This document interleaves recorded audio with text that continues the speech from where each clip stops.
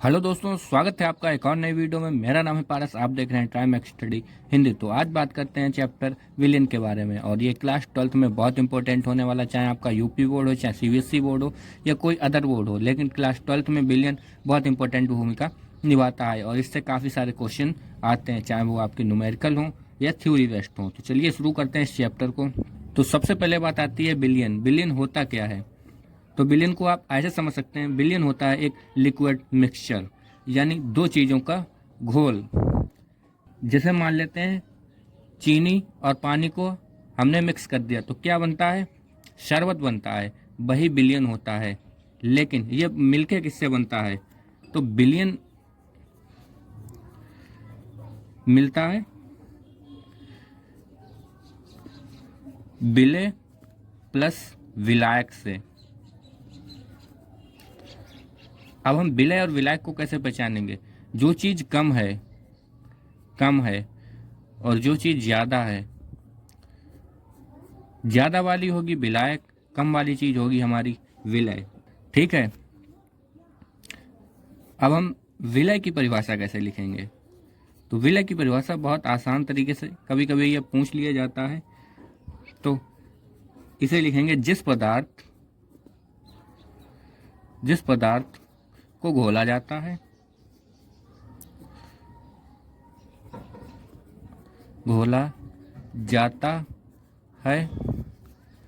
उसे विलय कहते हैं।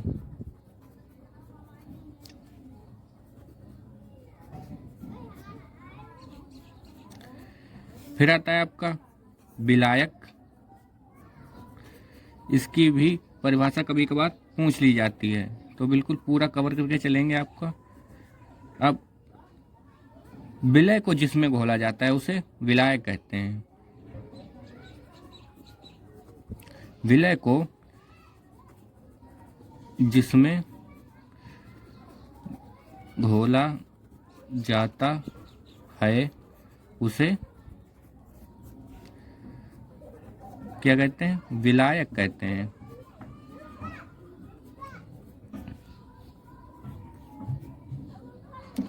और दोनों बराबर क्या हो जाते हैं? बिलियन हो जाते हैं। ठीक है। अब आपको एक उदाहरण देकर समझा रहे हैं। जैसे मान लीजिए चीनी है, इसको हमने घोल दिया पानी में और आगे क्या बन गया?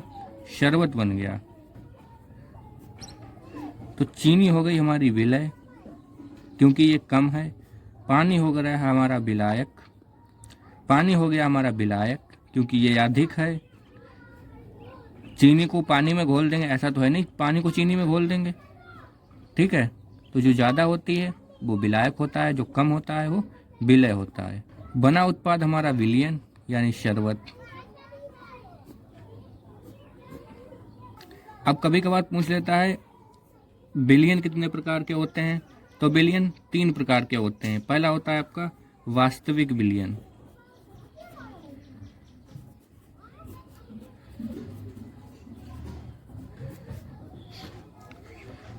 इनके कणों का आकार 50 एंगस्ट्रॉम तक होता है। और उदाहरण के तौर पर ले लेते हैं, चाहे नमक को आप पानी में घोल दीजिए तब वो वास्तविक विलियन कहलाएगा। चाहे आप शरबत का उदाहरण ले लीजिए, ये भी आपको इसके अणु आपको इकट्ठे नहीं मिलेंगे। ठीक है। फिर आता है आपका कोलाइडी विलियन, और ये सबसे इम्पोर्टेंट है क्योंकि यही सबसे ज़्यादा एग्जाम में पूछा जाता है। कोलाइडी विलियन क्या होता है? जिनके कणों का आकार 50 एंगस्ट्रॉम से लेकर 2000 एंगस्ट्रॉम तक होता है उसे कहते हैं कोलाइडी विलियन। उदाहरण ले लेते हैं आपका शहद हो गया। शहद गाढ़ा होता है इसलिए वो कोलाइडी विलियन होता है। और इसका आप ग्लू भी ले सकते हैं क्योंकि ग्लू भी गाढ़ा होता है। आपने देखा होगा फेविकोल वगैरह काफ़ी गाढ़े ग्लू आते हैं तो वो कोलाइडी विलियन होते हैं। फिर तीसरा भी आता है आपका निलंबन। निलंबन होता है जिनके कणों को आप दूर से देख सकते हैं। जैसे निलंबन, इनके कणों का जो आकार होता है वो 2000 एंगस्ट्रॉम से अधिक होता है और इनके कणों को आप स्पष्ट रूप से देख सकते हैं दूर दूर। जैसे रेत का पानी में निलंबन। अब रेत और पानी को जब आप मिक्स करेंगे तो आप दोनों को अलग अलग देख सकते हैं। बस यही थे आपके तीनों बिलियन। इसके बाद अब बात करते हैं मोलरता के बारे में। क्या होती है मोलरता?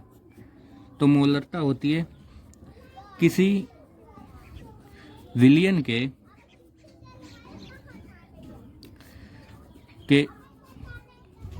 1 लीटर में उपस्थित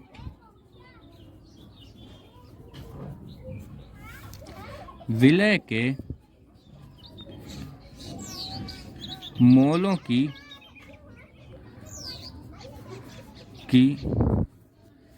संख्या को मोलरता कहते हैं। क्या कहते हैं? मोलरता। सॉरी, यहाँ पे पाई छूट, मोलरता कहते हैं। तो आपको मोलरता क्लियर हो गई। अब इसका फॉर्मूला होता है मोलरता बराबर, जब भी आपको निकालना पड़ेगा न्यूमेरिकल में आपको दिखाएंगे कैसे निकलती है मोलरता। तो विलय के मोल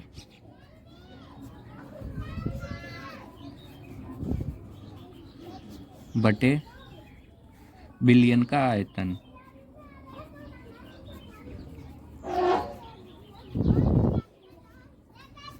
लीटर में, क्योंकि यहाँ पे लीटर कह रहा है। ठीक है। मोलरता के बाद आपका आता है मोललता। मोललता क्या होती है? मोललता होती है किसी विलायक के 1 किलो में उपस्थित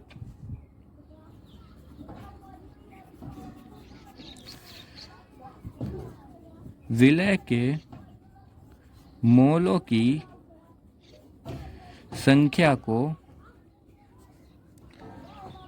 उस विलियन की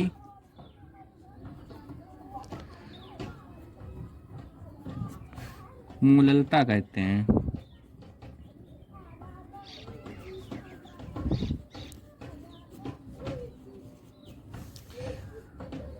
फॉर्मूला आप लगाएंगे जब भी आपको मोललता निकालने को कहेगा, तो मोललता बराबर होता है विलय के मोल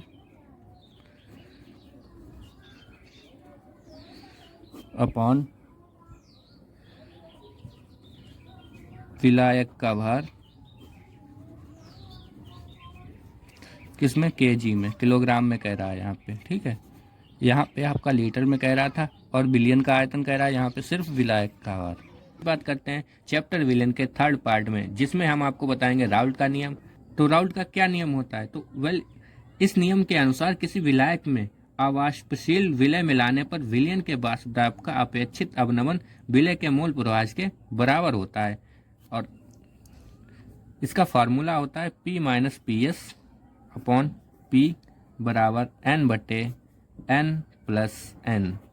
ये आपका फार्मूला होता है। तो अभी इसकी परिभाषा लिख के दिखा दे रहे हैं आपको। लिखिए, इस नियम के अनुसार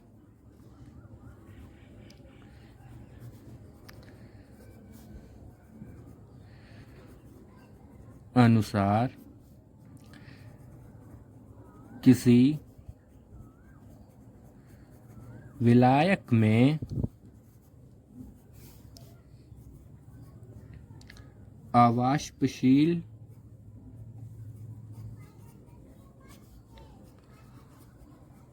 विलय मिलाने पर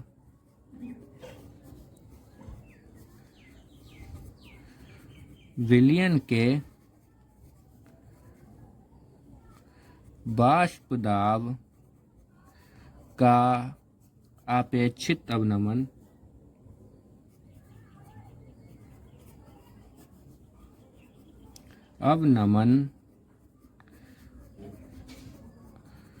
विलय के मोल प्रभाज के बराबर होता है। आपका फॉर्मूला आए ना आए, लेकिन आपका यहाँ से यहाँ तक ये नियम बहुत इंपॉर्टेंट होने वाला है। बोर्ड एग्जाम में 20 बार आया है और हर बार लगभग 1 या 2 सेटों में देखने को मिल जाता है। तो जब ये इस फॉर्मूला का प्रयोग हम न्यूमेरिकल में आपको करवाएंगे, ठीक है। तो अब बढ़ते हैं क्वथनांक में उन्नयन। इसकी भी परिभाषा मोस्ट इम्पोर्टेंट है, क्योंकि ये भी 1-2 सेटों में लगभग हर बार देखने को मिल जाती है। सॉरी, उन्नयन लिखना था, उन्नयन। तो क्वथनांक में उन्नयन क्या होता है, तो इसकी परिभाषा लिखे दे रहे हैं। ये परिभाषा बहुत इंपॉर्टेंट है, क्योंकि लगभग हर बार आती है। तो जब किसी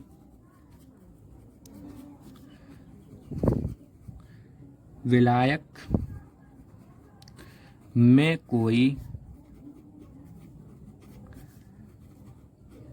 अवाष्पशील विद्युत अनपघट्य मिलाते हैं, तब इसके क्वथनांक, क्वथनांक मतलब है हीट ज़्यादा हो जाती है, ठीक है। में क्वथनांक मतलब तापमान में वृद्धि हो जाती है, जिसे क्वथनांक में उन्नयन कहते हैं।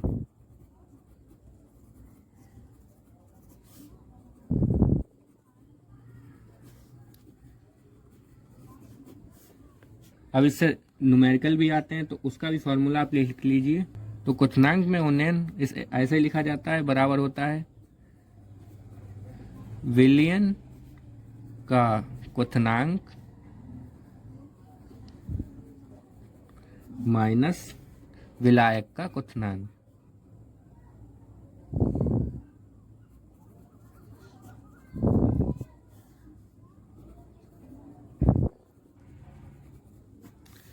ये हो गया आपका क्वथनांक बराबर होता है विलयन का क्वथनांक माइनस विलायक का क्वथनांक, ठीक है। अब बढ़ते हैं हिमांक में अवनमन की तरफ। तो क्या होता है हिमांक में अवनमन, इसकी लिखेंगे हम।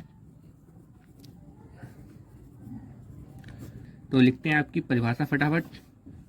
तो लिखिए, किसी अवाष्पशील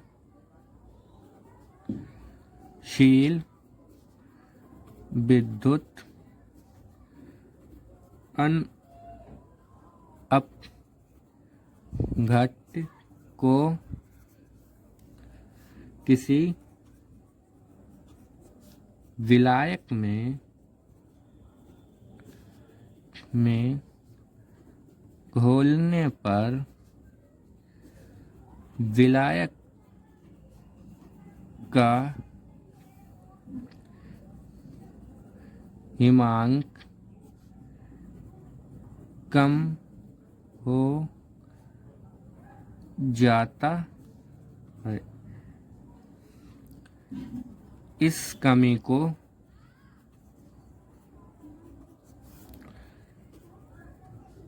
हिमांक में अवनमन कहते हैं।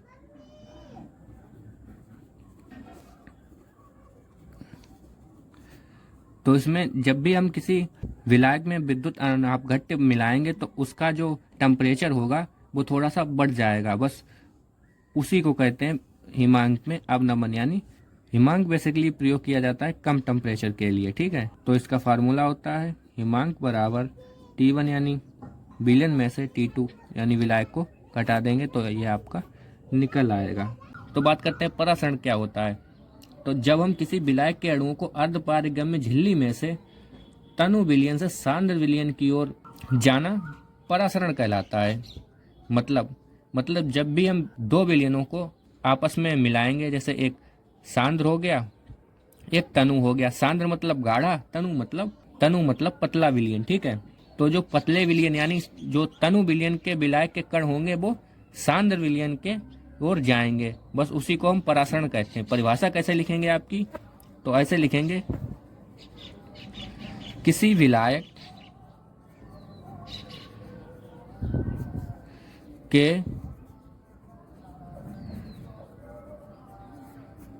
अणुओं का अर्ध पारगम्य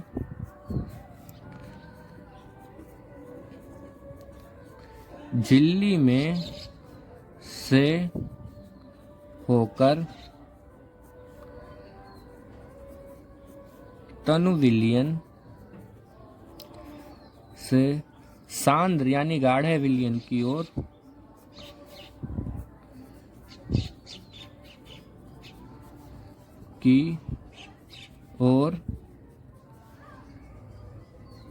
जाना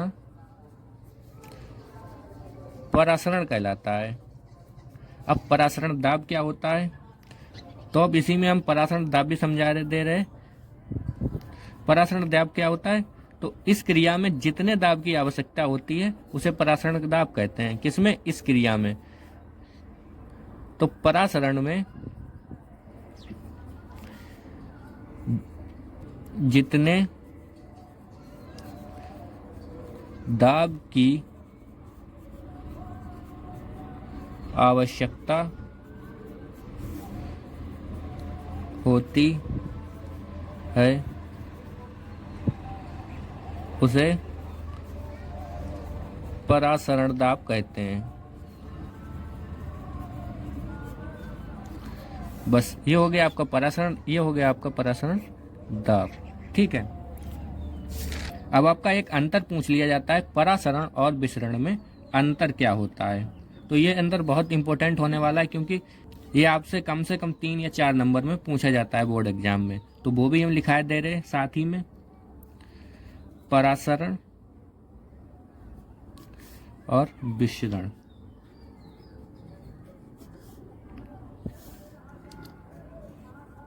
तो परासरण में अर्ध पारगम्य झिल्ली का होना आवश्यक है।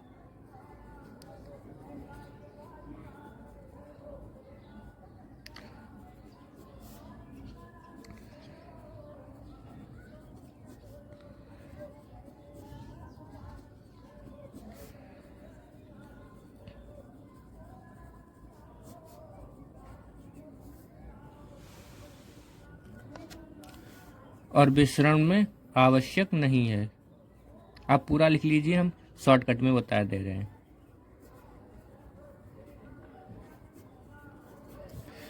फिर दूसरा आता है आपका, परासरण के कणों का प्रभाव एक ही दिशा में होता है। यहाँ पे लिखिए, परासरण में कणों का प्रवाह एक ही दिशा में होता है। इसमें आप ऐसे करके लिखेंगे, विसरण में कणों का प्रवाह दोनों दिशाओं में होता है। हम इधर शॉर्टकट में लिख दे रहे, दोनों दिशाओं में होता है। ठीक है, बहुत इंपॉर्टेंट क्वेश्चन है ये। तीसरा आप लिखेंगे, परासरण में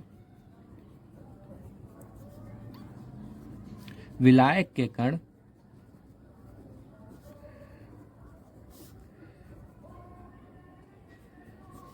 कम सांद्रता वाले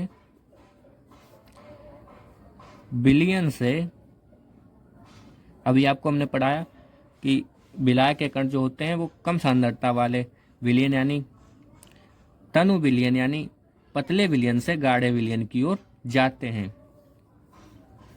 विलयन से अधिक सांद्रता वाले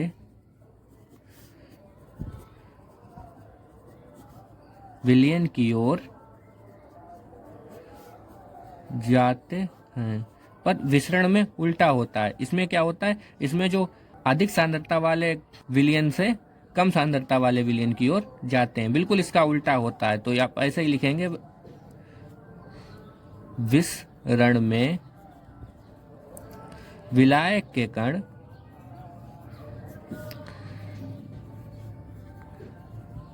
अधिक सांद्रता वाले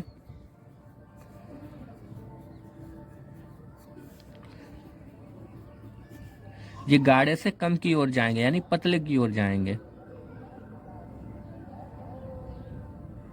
अधिक सांद्रता वाले से कम सांद्रता वाले विलयन की ओर जाते हैं। तो मिलते हैं कोई और नई वीडियो में। बाकी वीडियो अच्छी लगी हो चैनल को सब्सक्राइब और वीडियो को लाइक कर लें। और हाँ, इसके न्यूमेरिकल भी सारा कुछ आपको इसी चैनल पर करवाएंगे।